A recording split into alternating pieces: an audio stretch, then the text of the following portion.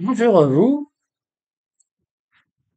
vous êtes sur ma chaîne Chronique d'une colère ordinaire et nous sommes le 6 mars 2025, il est 0h53.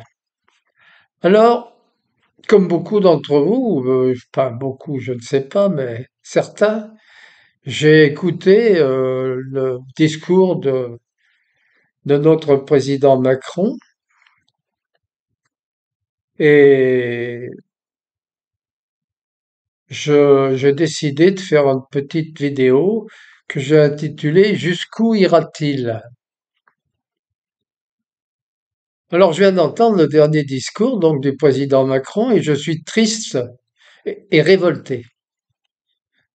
Alors, je suis triste car je sais que beaucoup de pauvres gens qui l'écoutent vont penser qu'il a raison et que devant un danger tel qu'il le décrit, il convient de se préparer et de faire des sacrifices pour éviter que l'ogre russe nous envahisse, viole nos femmes et massacre nos enfants.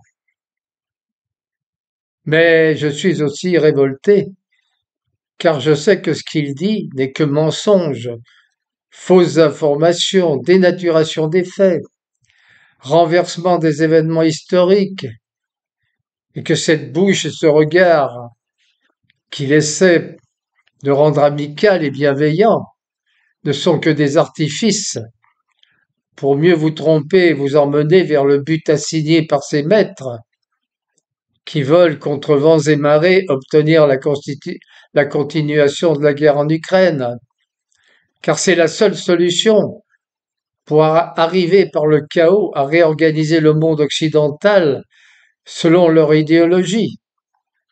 Destruction des anciennes structures chrétiennes, destruction de la famille traditionnelle, permissivité des mœurs afin de mieux asservir, abrutissement des masses par les médias et par l'école. Cet homme qui a pris le contrôle de toutes les institutions de notre pays, tant les médias que les organes de contrôle qui ne jouent plus leur rôle, ainsi que les parlementaires, trop intéressés à leur carrière et leurs avantages, pour s'opposer réellement aux décisions mortifères et dramatiques qui nous entraînent vers l'abîme.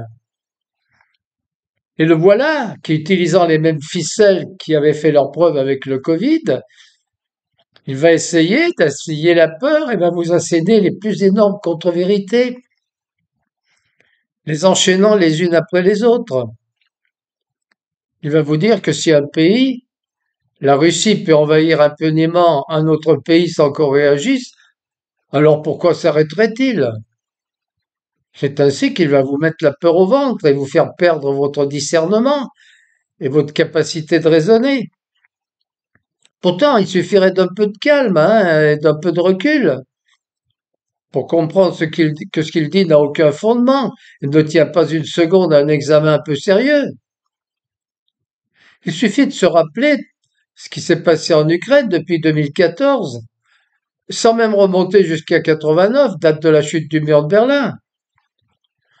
En effet, la révolte du Maïdan en 2014, qui a été orchestrée par la CIA, qui s'en est d'ailleurs pas caché, j'en veux pour preuve les conversations téléphoniques de Victoria Nuland avec l'ambassadeur américain en Ukraine, Geoffrey Piat, où elle décidait de ce qui serait au gouvernement en Ukraine et insultait par ailleurs l'Union européenne.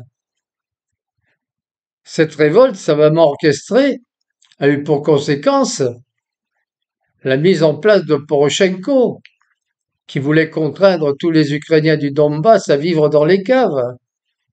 Nous en avons la preuve dans des vidéos très instructives sur le sort qu'il réservait à la population ukrainienne russophone. Devant ces exactions, les populations du Donbass se sont révoltées et ont réclamé plus d'autonomie, particulièrement dans la pratique de leur langue et de leur religion, ainsi que dans l'éducation. J'insiste pour dire qu'ils ne réclamaient pas l'indépendance, mais une autonomie. La réponse a été les bombardements qui ont duré 8 ans et ont fait environ 14 000 victimes. Il y a eu ensuite les accords de Minsk 1 et 2 en 2014 et 2015, que Zelensky et aujourd'hui Macron accusent la Russie de ne pas avoir respecté Encore un énorme mensonge énoncé avec une assurance et une morgue qui dépasse l'entendement.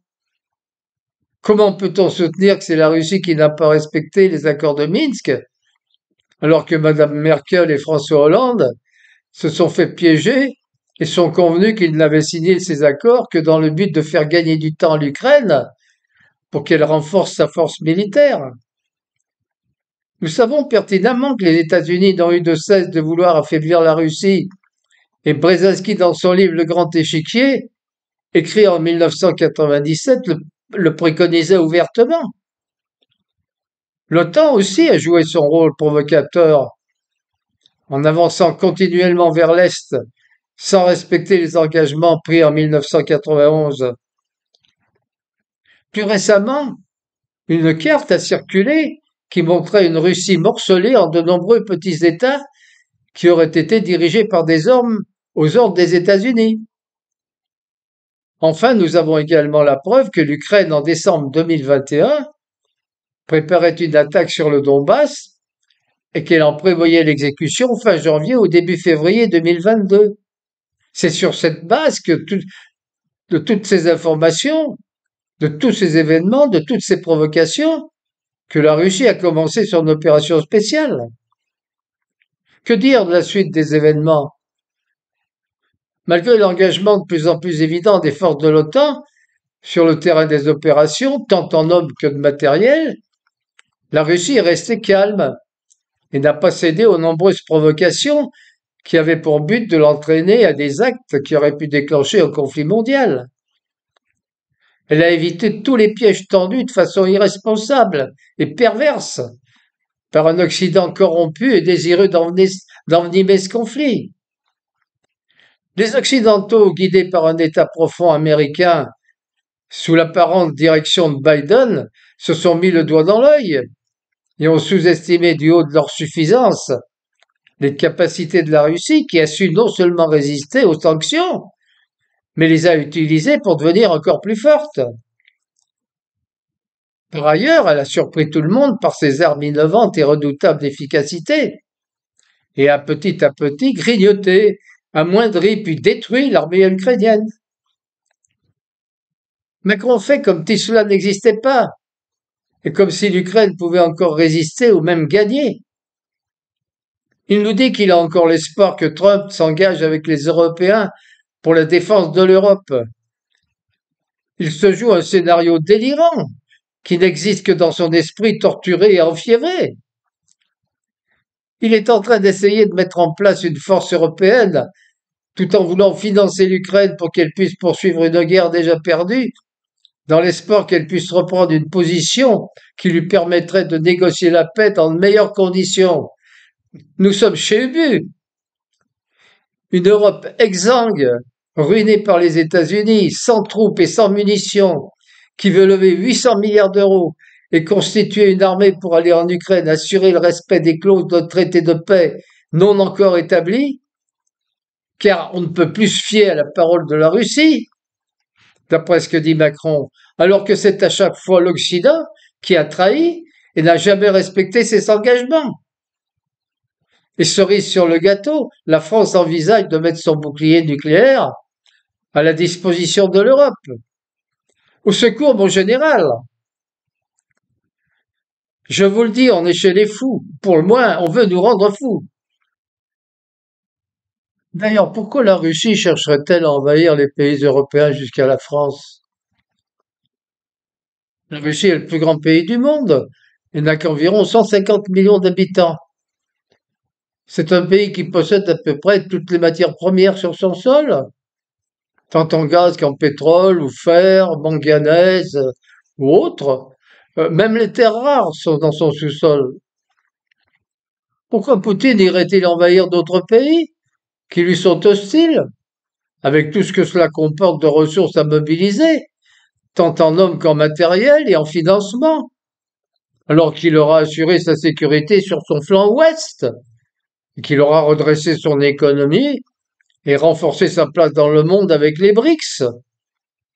Tout cela n'a aucun sens, si ce n'est de vous enfariner et de permettre à une mafia décider à tout de vous assujettir à sa volonté et de vous exploiter pour longtemps. Si vous n'avez pas compris ce qui est en train d'arriver, alors je ne peux plus rien pour vous. Merci quand même de m'avoir écouté. Allez à Jacques Taest.